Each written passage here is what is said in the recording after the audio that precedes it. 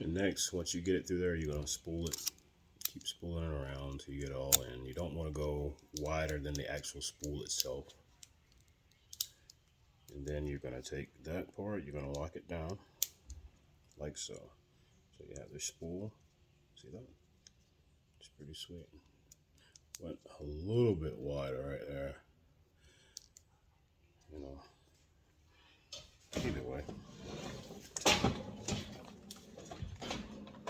Open your spool line. Press on both sides. Take this part. Take the gear end. The gear end goes down first. Take your spool. Spin your spool through. That little hole. There's a little hole right there. That little hole right there. You take your spool and go right through that. Your line. Then you take your spool and press it down. Alright? Once you press it down,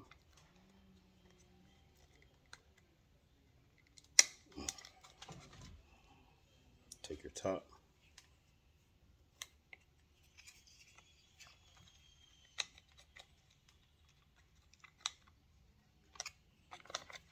Take your top and put it on.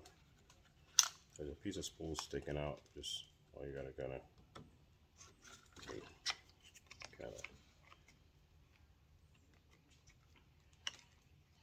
put it up in there somehow. Yeah. And there you go.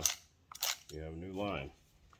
Hopefully this will help somebody, save a few dollars, you know. There's nothing wrong with that nowadays. Everything is so expensive.